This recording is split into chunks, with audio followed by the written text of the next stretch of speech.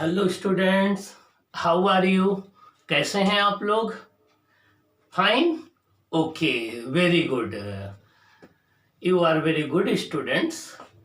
इसके पहले हम लोगों ने इसके प्रीवियस क्लास में डिस्कस किया था कि फोर्स क्या है, फोर्स की कॉन्सेप्ट क्या है, and how the concept of force was originated.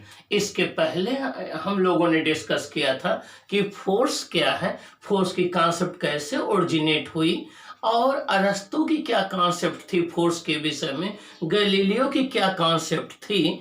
और हमने ये भी डिस्कस किया था कि जो आपने प्रीवियस चैप्टर स्टडी किया था उसमें हम लोगों ने चैप्टर 1 में किसी बॉडी के स्ट्रेट लाइन मोशन की स्टडी किया था। और स्ट्रेट लाइन मोशन की स्टडी करते समय हमने केवल ये बात कंसीडर किया था कि बॉडी मोशन में है, और उसकी हम लोगों ने पोजीशन की स्टडी किया था।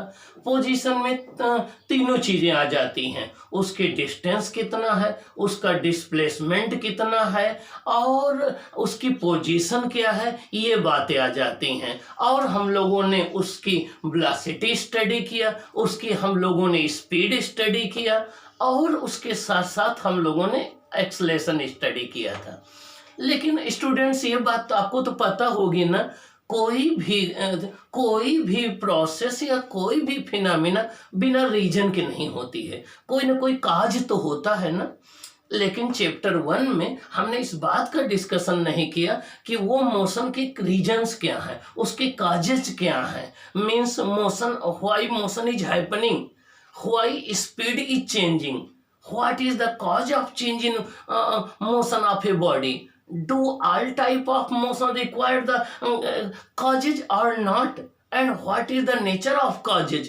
मीन्स हम लोगों ने ये डिस्कस नहीं किया था कि मोशन का काज क्या है, उस काज का नेचर क्या है। ये चीजें हम लोगों ने स्टडी नहीं किया था। और क्या जितने टाइप की मोशन है सब में सेम काज की रिक्वायरमेंट होगी? कोई बॉडी रेस्ट से मोशन में आई तो व्हाई, ऐसा क्यों हुआ, या मोशन से रेस्ट में आई तो ऐसा क्यों हुआ, या बॉडी जो है उसकी स्टेट ऑफ मोशन चेंज हुई तब क्यों हुआ, इसके कॉजेज के विषय में हमने स्टडी नहीं किया। तो इसके पहले वाले क्लास में, प्रीवियस क्लास में हमने डिस्कस किया था कि there is a cause and effect relationship. There is a cause and effect relationship means force एक काज है और मोशन एक इफेक्ट है। क्या है? मोशन एक इफेक्ट है। जिस प्रकार से हीट किसी बॉडी को देते हैं तो उसका टेम्परेचर चेंज हो जाता है, तो हीट एक काज है और टेम्परेचर एक इफेक्ट है। तो इसी तरीके से फोर्स एक काज है और मोशन उसका एक इफेक्ट है। तो ये काज इफेक्ट की रिलेशनशिप हो गई। अब कई साइंटिस्ट, कई फिलोसफर काफी दिनों तक परेशान रहे इस मोशन की पजल को सॉल्व करने में, इसको एक सिस्टमेटिक फॉर्म देने में, इसको एक साइंटिफिक मेथड देने में। हमने आपके साथ डिस्कस किया था कि पहला अटेम्प्ट किसने किया था इसके विषय में? अरस्तु ने किया था, जिनको आप लोग क्या बोलते हो? अरिस्टोटिल बोलते हो। क्या बोलते हो? अरिस्टोटिल बोलते हो। तो पहला अटेम्प्ट अरस्तु ने किया था डिफरेंट बॉडी के मोशन के विषय में स्टडी करने के लिए। और अरस्तु ने, जो अरस्तु की कॉन्सेप्ट थी वो डेली के ऑब्जर्वेशन पर थी। जो कुछ उन्होंने नेचर में, कुदरत में देखा और उसी को उन्होंने रूल या लॉ के रूप में बोल दिया। मीन्स उन्होंने क्या ऑब्जर्व किया? उन्होंने ऑब्जर्व किया कि अगर कोई एक बाल है या बॉडी है उसको हम ग्राउंड पर रोल करा दें तो कुछ डिस्टेंस चलने के बाद वो रेस्ट में आ जाती है। इससे उन्होंने क्या कंक्लूजन निकाला कि किसी बॉडी की जो नेचुरल स्टेट है वो रेस्ट स्टेट होती है। क्या होती है? नेचुरल स्टेट जो है वो रेस्ट स्टेट होती है। और किसी बॉडी को अगर हम चाहते हैं कि एक यूनिफॉर्म वेलोसिटी से या कांस्टेंट वेलोसिटी से मूव करती रहे तो हमें उस पर एक कॉन्टिन्यूसली एक कांस्टेंट फोर्स अप्लाई करना पड़ेगा। ये किसका कंक्लूजन था? अरस्तु का था, जिनको आप लोग अरिस्टोटिल कहते हो। तो according to Aristotle, the natural state of a body is the state of rest, and we require a constant force for a body to be in uniform motion. Means अरस्तु का कंक्लूजन ये है कि किसी बॉडी की natural state rest state होती है और किसी बॉडी की यूनिफॉर्म वेलोसिटी में मूव कराए रखने के लिए हमें एक फोर्स की रिक्वायरमेंट होती है। अब ये बात करेक्ट नहीं थी, लेकिन उस समय इनकी बात को माना गया जब तक कि किसी और ने मोशन के ऊपर काम नहीं किया। हालांकि ये बात उनकी गलत थी, इसको हम लोग अरिस्टोटिल फालसी बोलते हैं, ओके, लेकिन या अरिस्टोटिल मिसकॉन्सेप्शन बोलते हैं। लेकिन बाद में जब गैलीलियो गैलीली आए, कौन? गैलीलियो गैलीली आए, तो गैलीलियो गैलीली ने सिस्टमेटिक ढंग से दो इंक्लाइंड प्लेन लिया और दो इंक्लाइंड प्लेन लेकर के डिफरेंट बॉडी के मोशन को स्टडी किया और स्टडी करके क्या कंक्लूजन निकाला? स्टूडेंट्स ध्यान से इधर सुनिए। ये कंक्लूजन निकाला कि किसी बॉडी की जो नेचुरल स्टेट होती है वो स्टेट ऑफ रेस्ट नहीं होती है, स्टेट ऑफ मोशन होती है। किसी बॉडी की जो नेचुरल स्टेट होती है वो स्टेट ऑफ मोशन होती है। मीन्स बॉडी हमेशा मोशन में रहना चाहती है। हाँ, कोई एक ऐसा फोर्स लगता है जो उसकी मोशन को स्टॉप कर देता है। जैसे कोई बॉडी मोशन में हो तो वो फ्रिक्शन की वजह से थोड़ी देर बाद चल करके रुक जाती है। अगर ये फ्रिक्शन ना हो तो वो बॉडी कंटिन्यूअसली चलती रहेगी, कंटिन्यूअसली चलती रहेगी। तो इससे क्या कंक्लूजन उन्होंने निकाला कि किसी बॉडी के नेचुरल स्टेट जो है वो मोशन स्टेट है, ना कि रेस्ट स्टेट है। ये पहला कंक्लूजन निकाला। दूसरा कंक्लूजन उन्होंने ये निकाला कि किसी बॉडी को यूनिफॉर्म वेलोसिटी से या कांस्टेंट वेलोसिटी से मूव कराने के लिए किसी नेट फोर्स की कोई रिक्वायरमेंट नहीं होती है। नेट फोर्स उस बॉडी पर 0 होगा। दो बातें उन्होंने बताई। पहली बात ये बताई कि किसी बॉडी की नेचुरल स्टेट जो है वो रेस्ट स्टेट है। दूसरी बात ये बताया कि किसी बॉडी को यूनिफॉर्म वेलोसिटी से मूव कराने के लिए हमें किसी फोर्स की रिक्वायरमेंट नहीं होती है, नेट फोर्स उस पर 0 होगा। अब सोच रहे हो नेट फोर्स का मतलब कि जितने फोर्सेज लग रहे हैं सबको प्लस माइनस कर करके रिजल्टेंट आप फोर्स निकाल लो तो उसे नेट फोर्स बोलते हैं। तो ये दो बातें किसने बताई थी? गैलीलियो ने बताई थी। लेकिन गैलीलियो ने भी जो है वो सिस्टमेटिक ढंग से लॉ को नहीं दिया था। बाद में हमारे सबसे ग्रेट साइंटिस्ट आए जिनका नाम था sir Isaac Newton. Sir Isaac Newton, तो सर आइजैक न्यूटन ने डिफरेंट बॉडी की मोशन को सिस्टमेटिक ढंग से स्टडी किया और स्टडी करके उन्होंने फोर्स की एक साइंटिफिक डिफिनेशन दिया और उन्होंने अपनी 3 लॉज ऑफ मोशन दिए जिन्हें आप कहते हैं Newton's laws of motion. First law, second law, third law, जिसको अभी हम फर्दर क्लासेज में डिस्कस करेंगे। तो आपको इन तीनों लॉज को स्टडी करना है। अब आज हम डिस्कस करेंगे, स्टूडेंट्स इधर सामने देखिए, सभी लोग इधर देखिए। आज हम डिस्कस करेंगे कि जो फोर्सेज एक्ट करते हैं किसी बॉडी पर, इनको ये कितने टाइप के होते हैं, कितने काइंड्स के होते हैं, इनको हम कैटेगराइज कैसे करें। हम ये देखें कि किस फोर्स का इफेक्ट बॉडी पर पड़ रहा है, किस फोर्स का इफेक्ट बॉडी पर नहीं पड़ रहा है, इसके अकॉर्डिंग हम इसको कैटेगराइज करेंगे। तो आज हम डिस्कस करेंगे डिफरेंट काइंड्स ऑफ फोर्सेज। आज हम डिस्कस करेंगे डिफरेंट काइंड्स ऑफ फोर्सेज। देखिए, डिफरेंट काइंड्स ऑफ फोर्सेज। क्या? Different kinds of forces means हमें देखना है कि किसी बॉडी पर जब फोर्सेज एक्ट कर रहे हैं तो उसका इफेक्ट क्या हो रहा है बॉडी पर। मैं पहले ही बता चुका हूं कि we can not see the force, we can not touch the force, force is only a concept, we can only feel or see the effect of force. Students, हम फोर्स को देख नहीं सकते हैं, हम फोर्स को टच नहीं कर सकते हैं, हम फोर्स के केवल इफेक्ट को किसी बॉडी पर फील कर सकते हैं। मीन्स किसी बॉडी पर जब फोर्स अप्लाई किया गया तो उसका क्या इफेक्ट पड़ेगा उस बॉडी पर, उस इफेक्ट को हम देख सकते हैं, उस इफेक्ट को हम फील कर सकते हैं। उस इफेक्ट के बेसिस पर हम जो है फोर्स को क्लासीफाई करते हैं और फोर्स की स्टडी करते हैं।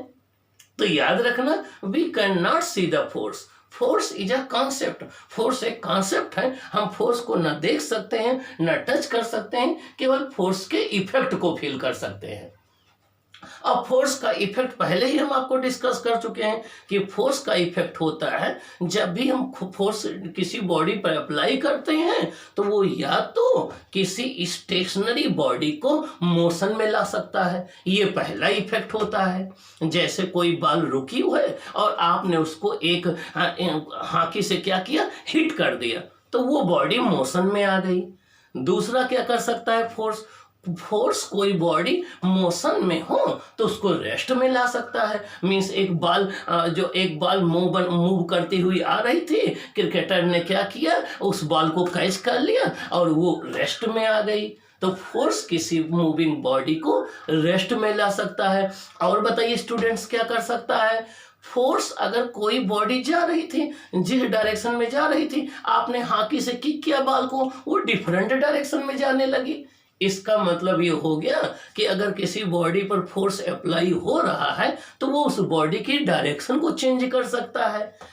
और क्या कर सकता है फोर्स, अगर फोर्स कोई बॉडी जा रही है, जब आप बाइक चलाते हो, आप एक्सेलरेट करते हो तो आपकी क्या होती है, स्पीड इंक्रीज हो जाती है। तो फोर्स किसी बॉडी को स्पीड अप कर सकता है, मीन्स उसकी स्पीड को इंक्रीज कर सकता है। अगर आपकी व्हीकल्स या बाइक या कार जा रही है, आप ब्रेक्स अप्लाई करते हैं तो उसकी स्पीड डिक्रीज हो जाती है। तो फोर्स किसी भी बॉडी की स्पीड को डिक्रीज कर सकता है, मीन्स स्लो डाउन कर सकता है। और क्या कर सकता है फोर्स, जब आप कोई एक रबर की बॉल ले लीजिए, उस पर फोर्स अप्लाई करिए तो वो उसके शेप और साइज को चेंज कर सकता है। तो फोर्स किसी ऑब्जेक्ट के शेप और साइज को चेंज कर सकता है। तो ये रहे इफेक्ट ऑफ द फोर्सेज, क्या रहे, इफेक्ट ऑफ द फोर्सेज। तो कितने इफेक्ट हो गए, 6 इफेक्ट हो गए। कितने इफेक्ट हो गए, 6 इफेक्ट हो गए। तो अभी हमने बताया कि फोर्स को हम लोग देख नहीं सकते हैं, केवल हम ये देखते हैं कि जब हम फोर्स किसी बॉडी पर अप्लाई कर रहे हैं तो उस पर इफेक्ट क्या रहा, उस इफेक्ट से हम उस फोर्स को फील करते हैं और इवैल्यूएट करते हैं, इसलिए ये कहलाते हैं इफेक्ट ऑफ द फोर्सेज।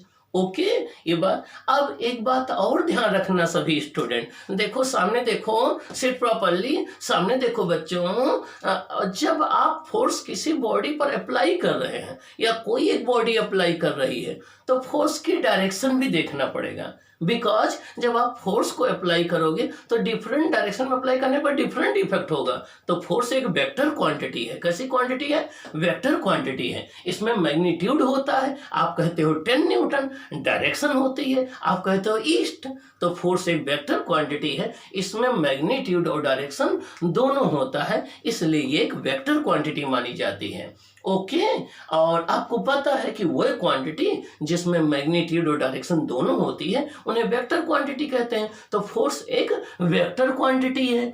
और ये बात भी हमने आपको बताया था कि जब भी किसी बॉडी पर फोर्स अप्लाई किया जा रहा हो तो आपको ये देखना होगा फोर्स किस डायरेक्शन में अप्लाई किया जा रहा है। अगर बॉडी जिस डायरेक्शन में मोशन में है उसी डायरेक्शन में फोर्स अप्लाई करोगे तो उस केस में उस बॉडी की स्पीड इंक्रीज हो जाएगी। अगर आप उसके अपोजिट डायरेक्शन में अप्लाई करोगे तो उसकी स्पीड डिक्रीज हो जाएगी। जब आप किसी चीज को अपवर्ड प्रोजेक्ट करते हो तो अर्थ डाउनवर्ड फोर्स अप्लाई करती है तो उसकी स्पीड डिक्रीज हो जाती है। जब कोई बॉडी डाउनवर्ड फॉल होती है तो अर्थ भी डाउनवर्ड फोर्स अप्लाई करती है तो उसकी स्पीड क्या होती है, इंक्रीज हो जाती है।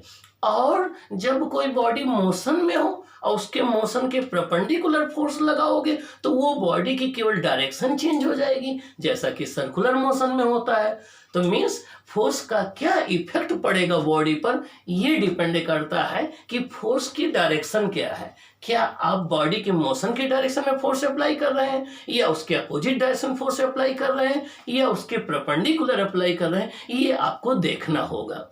और कल लास्ट पॉइंट हमने डिस्कस किया था इसके प्रीवियस क्लास में कि फोर्स में 2 चीजें देखना होता है, एक किस बॉडी पर हम फोर्स अप्लाई कर रहे हैं और कितना किसके द्वारा अप्लाई किया जा रहा है, ठीक है ना। ये 2 बातें इंपॉर्टेंट होती हैं। तो आज हम डिस्कस करेंगे कि डिफरेंट काइंड्स ऑफ फोर्सेज क्या होते हैं। देखिए पहला है बैलेंस्ड फोर्सेज। क्या है, बैलेंस्ड फोर्सेज। अब बैलेंस्ड फोर्सेज का मतलब क्या होता है, नाम से ही देखिए क्लियर है। बैलेंस फोर्सेज मीन्स वे ढेर सारे फोर्सेज जो किसी बॉडी पर एक्ट तो करें लेकिन एक दूसरे को कैंसिल कर दें, जिनसे उनका इफेक्ट जीरो हो जाए, तो वो क्या कहलाएंगे? Balanced forces. और सेकंड क्या है स्टूडेंट्स? Unbalanced forces. क्या है? Unbalanced forces. तो टू टाइप के फोर्सेज हो गए, एक बैलेंस्ड फोर्सेज हो गए, एक अनबैलेंस्ड फोर्सेज हो गए। अब बैलेंस्ड फोर्सेज में देखिए, सबसे पहले हम लोग इसको एग्जाम्पल के थ्रू डिस्कस करते हैं। कैसे डिस्कस करते हैं बच्चों? एग्जाम्पल के थ्रू डिस्कस करते हैं। देखिए सामने देखिए, ये पहला हमने एग्जाम्पल लिया है। ये कोई एक टेबल है, ये कोई एक टेबल है, इस पर एक ब्लॉक रखा हुआ है। ये कोई एक टेबल है, इस पर ये ब्लॉक रखा हुआ है। अब चलो देखिए इस पर कौन कौन से फोर्सेस लगेंगे, किस डायरेक्शन में लगेंगे। तो इस ब्लॉक पर टू फोर्सेस लगेंगे। कितने लगेंगे स्टूडेंट्स? टू फोर्सेस लगेंगे। कितने लगेंगे? टू फोर्सेस लगेंगे। चलो देखते हैं कौन कौन से फोर्सेस लगेंगे।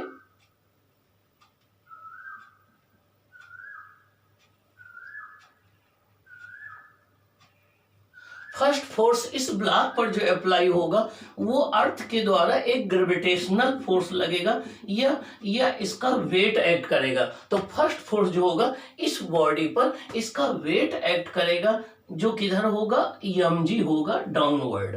इधर देखिए फर्स्ट फोर्स इस पर जो एक्ट करेगा, इस ब्लॉक का वेट होगा, जो आप इसका वजन बोलते हो, वो वेट वो किधर एक्ट करेगा? डाउनवर्ड एक्ट करेगा। कौन अप्लाई करेगा इसे? अर्थ। किस पर अप्लाई करेगा? ब्लॉक पर। किस डायरेक्शन में? डाउनवर्ड। तो ये फर्स्ट फोर्स हो जाएगा। सेकंड फोर्स जो है ये टेबल अप्लाई करेगी इस ब्लॉक पर, अपवर्ड। सेकंड फोर्स जो है ये टेबल अप्लाई करेगी इस ब्लॉक पर, अपवर्ड। देखिए एक फोर्स ये अप्लाई होगा, ये होगा ब्लॉक पर टेबल के द्वारा। सेकंड फोर्स ये आपका ब्लॉक पर अप्लाई होगा टेबल के द्वारा। फर्स्ट फोर्स अप्लाई होगा ब्लॉक पर अर्थ के द्वारा। ये दो फोर्स आपके अप्लाई होंगे। और ये ब्लॉक किसमें है? रेस्ट में है। किसमें है? रेस्ट में है। तो ये दोनों फोर्स एक दूसरे को क्या करेंगे? इक्वल और अपोजिट होंगे मैग्नीट्यूड में। क्या होंगे? इक्वल और अपोजिट होंगे, एक दूसरे को कैंसिल कर देंगे। तो नेट फोर्स क्या आ जाएगा? जीरो आ जाएगा। इन दोनों का रिजल्टेंट क्या आ जाएगा? रिजल्टेंट जीरो आ जाएगा। और इस बुक की state of rest, state of motion में कोई चेंज नहीं आएगा। हम कहेंगे ये बैलेंस्ड फोर्सेज है। क्या है? बैलेंस्ड फोर्सेज हैं। अब इससे डिफिनेशन क्या बनी कि ये दोनों फोर्स एक दूसरे को कैंसिल कर दे रहे हैं। ये ब्लॉक रेस्ट में है, ये ब्लॉक रेस्ट में है, ये ब्लॉक रेस्ट में है और इस पर फोर्स लग रहे हैं, तब भी इसकी रेस्ट स्टेट नहीं चेंज हो रही। तो ये फोर्सेज बैलेंस्ड फोर्सेज हैं।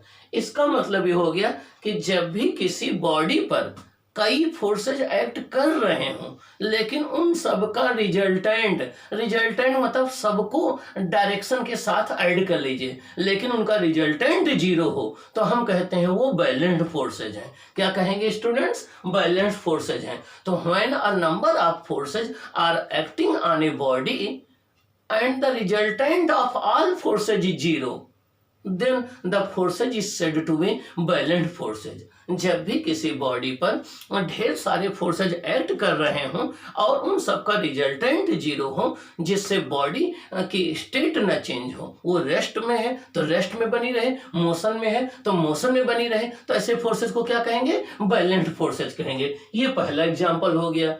अब देखिए इसका मतलब ये हो गया, अब इस एग्जांपल से क्या कंक्लूजन निकला कि बैलेंस्ड फोर्सेज किसी बॉडी की स्टेट ऑफ मोशन को चेंज नहीं कर सकते हैं। अगर वो बॉडी पहले रेस्ट में है तो बैलेंस्ड फोर्सेज लगने के बाद भी रेस्ट में होगी। तो balanced forces can not change the state of rest of a body.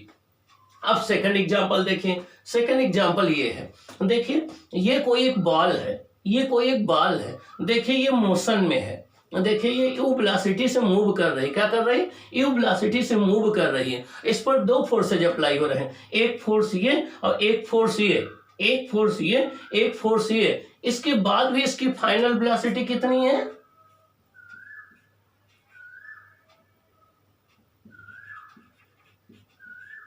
देखिए इसकी फाइनल वेलोसिटी भी कितनी है, u मीटर पर सेकंड, और डायरेक्शन भी क्या है, राइट डायरेक्शन में। तो देखिए ये दो फोर्सेज अप्लाई कर रहे हैं, ये क्या करेंगे, एक दूसरे के इफेक्ट को कैंसिल कर देंगे। क्या करेंगे, एक दूसरे के इफेक्ट को कैंसिल कर देंगे। तो यहाँ पर रिजल्टेंट फोर्स कितना आ जाएगा, 0 आ जाएगा। कितना आ जाएगा, 0 आ जाएगा। और ये बॉडी इनिशियली क्या है, मोशन में है, तो ये मोशन में बनी रहेगी, बस फ्रिक्शन वगैरह ना हो, ये मोशन में बनी रहेगी। और जिस स्पीड से, जिस डायरेक्शन में जा रही है, उसी स्पीड से उसी डायरेक्शन में जाती रहेगी। ओके, इससे क्या कंक्लूजन निकला स्टूडेंट्स, इससे ये कंक्लूजन निकला कि जब भी कोई बॉडी मोशन में हो और उस पर वायलेंट फोर्सेज एक्ट कर रहे हो या कई फोर्सेज एक्ट कर रहे हो और उनका रिजल्टेंट 0 हो, बॉडी की स्टेट ऑफ मोशन ना चेंज हो, मीन्स जितनी स्पीड है उसी स्पीड से, जिस डायरेक्शन में है उसी डायरेक्शन में जाती रहे, तो वो कहलाएंगे, क्या कहलाएंगे, वायलेंट फोर्सेज। यहाँ भी वायलेंट फोर्सेज है। तो इससे क्या कंक्लूजन निकला कि वायलेंट फोर्सेस किसी बॉडी की मोशन स्टेट को चेंज नहीं कर सकते। इसका मतलब क्या हुआ कि किसी बॉडी को कांस्टेंट वेलोसिटी से मूव कराने के लिए किसी रिजल्टेंट फोर्स या नेट फोर्स की रिक्वायरमेंट नहीं होती है। ये देखिए सेकंड एग्जांपल में हो गया। अब थर्ड एग्जांपल देखिए, यहाँ पर थर्ड एग्जांपल ये है, देखिए ये कोई एक बॉल है। देखिए बच्चों, ये एक बॉल है जो हम लोग खेलते हैं। ये क्या है, बॉल है जो आप लोग छोटे में खेलते थे, अभी खेलते हैं। ये एक बॉल है, इस पर देखिए दो फोर्सेज अप्लाई किए। देखिए एक फोर्स ये अप्लाई किया गया, एक फोर्स ये अप्लाई किया गया। दोनों देखिए एक दूसरे के इक्वल और अपोजिट डायरेक्शन में है। देखिए जितना मैग्नीट्यूड इसका है उतना मैग्नीट्यूड इसका है। अगर ये 10 न्यूटन है तो ये भी 10 न्यूटन होगा। अब देखिए इनका रिजल्टेंट कितना आएगा, इनका रिजल्टेंट 0 हो जाएगा। क्या हो जाएगा, इनका रिजल्टेंट 0 हो जाएगा। इनका रिजल्टेंट कितना है, 0 है। अब यहां पर देखिए क्या हुआ, इस बॉडी की शेप चेंज हो गई। क्या चेंज हो गई, शेप चेंज हो गई। इस बॉडी की शेप चेंज हो गई। क्या चेंज हो गई, शेप चेंज हो गई। इसका मतलब ये हो गया कि जब वायलेंट फोर्सेस किसी बॉडी पर अप्लाई किए जाते हैं तो वो फोर्सेस उस बॉडी के शेप को चेंज कर देते हैं। क्या कर देते हैं, शेप को चेंज कर देते हैं।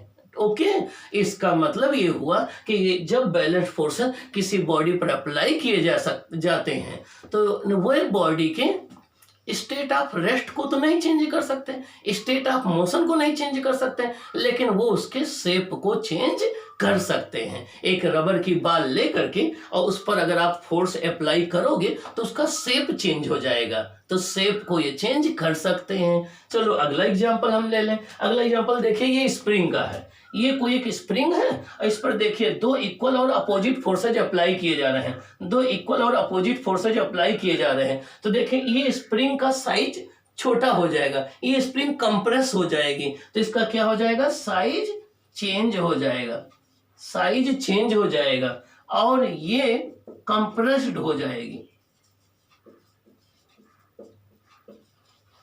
ये कंप्रेस्ड हो जाएगी, इसका साइज चेंज हो जाएगा। इट मीन्स वायलेंट फोर्सेस किसी बॉडी के साइज को चेंज कर सकते हैं। जब आप किसी स्प्रिंग को कंप्रेस करते हो तो उसका साइज चेंज हो जाता है, स्ट्रेच करते हो तब भी उसका साइज चेंज हो जाता है। तो वायलेंट फोर्सेस किसी बॉडी की साइज को चेंज कर सकते हैं। तो हमने क्या कंक्लूजन निकाला, आप ध्यान से सुनेंगे, मेरे साथ बोलेंगे। Raise your hand, sit properly. देखिए, when a number of forces are acting on a body, their resultant is 0, the forces is said to be violent forces। जब किसी बॉडी पर कई वायलेंट फोर्सेज एक्ट कर रहे हो, उनका रिजल्टेंट 0 हो, तो हम कहते हैं वह फोर्सेज वायलेंट फोर्सेज हैं। वायलेंट फोर्सेज में फोर्सेज एक दूसरे को कैंसिल कर देते हैं तो उनका इफेक्ट 0 हो जाता है। तो बॉडी अगर इनिशियली रेस्ट में है तो फाइनली रेस्ट में रहती है। इनिशियली जिस वेलोसिटी से जिस डायरेक्शन में मोशन कर रही है, फाइनली उसी वेलोसिटी से उसी डायरेक्शन में मूव करती रहती है। अगली बात, बैलेंस्ड फोर्सेज का रिजल्टेंट जीरो होता है। अब आप सोच रहे हैं रिजल्टेंट मीन्स क्या होता है, जितने फोर्सेज एक्ट कर रहे हो। जैसे यहाँ पर देखिए दो फोर्सेज एक्ट कर रहे हैं, तो एक को प्लस ले लो, एक को माइनस, इसको हम प्लस ले लो, इसको माइनस, तो F माइनस F जीरो हो गया। तो जब किसी बॉडी पर फोर्सेज ऐड कर रहे हो, उनको हम प्लस माइनस साइन के साथ ऐड कर लेते हैं, तो वो जो फोर्स आता है उसको हम रिजल्टेंट फोर्स बोलते हैं। जब किसी बॉडी पर कई फोर्सेज एक्ट कर रहे हो और उनको हम प्लस माइनस साइन के साथ ऐड कर लेते हैं, तो जो हमें रिजल्ट मिलता है वो रिजल्टेंट फोर्स कहलाता है। और रिजल्टेंट फोर्स को आप नेट फोर्स भी बोलते हैं। क्या बोलते हैं? नेट फोर्स भी बोलते हैं। क्या बोलते हैं? नेट फोर्स भी बोलते हैं। और क्या बोलते हैं? टोटल फोर्स बोलते हैं। तो चाहे जो आप बोलिए ये हो जाएगा। अगली बात, तो आपने ये देखा। अब क्वेश्चन ये उठता है हमारे माइंड में कि रिजल्टेंट फोर्स का इफेक्ट क्या होगा बॉडी पर। क्या क्वेश्चन अराइज होता है कि रिजल्टेंट फोर्स का इफेक्ट क्या होगा किसी बॉडी पर। तो अब आप ध्यान से सुनिए, रिजल्टेंट फोर्स का इफेक्ट, रिजल्टेंट फोर्स किसी बॉडी की स्टेट ऑफ रेस्ट को चेंज नहीं कर सकता है। मीन्स अगर कोई बॉडी शुरू में रेस्ट में है इनिशियली और रिजल्टेंट फोर्सेज उस पर जीरो है, तो बैलेंस फोर्सेज उसकी स्टेट ऑफ रेस्ट को चेंज नहीं कर पाएंगे। सेकंड क्या है कि बैलेंस्ड फोर्सेज किसी बॉडी की यूनिफॉर्म मोशन को नहीं चेंज कर सकता है। अगर कोई बॉडी यूनिफॉर्म वेलोसिटी से जा रही है, जिस डायरेक्शन में जा रही है, उस पर रिजल्टेंट फोर्स जीरो है, तो उसी यूनिफॉर्म वेलोसिटी से उसी डायरेक्शन में जाती रहेगी। अगर उसकी स्पीड या डायरेक्शन चेंज हो रही, इसका मतलब उस पर अनबैलेंस्ड फोर्सेज लग रहे हैं। अगली बात, resultant forces cannot change the state of motion of a body, means balanced forces cannot speed up a body। मतलब क्या हुआ कि बैलेंस्ड फोर्सेस किसी बॉडी की स्पीड को इंक्रीज नहीं कर सकते हैं। And balanced forces can not decrease the speed of a body. Balanced forces किसी बॉडी की स्पीड को डिक्रीज नहीं कर सकते हैं। केवल क्या कर सकते हैं बैलेंस्ड फोर्सेज? बैलेंस्ड फोर्सेज किसी बॉडी के शेप और साइज को चेंज कर सकते हैं। क्या कर सकते हैं? शेप और साइज को चेंज कर सकते हैं, जैसे इस वाले केस में हुआ। और इस केस में ऐसे फोर्सेज को हम लोग डिफॉर्मिंग फोर्स बोलते हैं। क्या बोलते हैं? डिफॉर्मिंग फोर्स बोलते हैं। मीन्स वो फोर्स जिसको किसी बॉडी पे अप्लाई करे तो वो बॉडी को डिफॉर्म कर दे, उसका शेप चेंज कर दे, उसका साइज चेंज कर दे, उसे डिफॉर्मिंग फोर्स बोलते हैं। तो ये यहाँ पर डिफॉर्मिंग फोर्स कहलाएगा।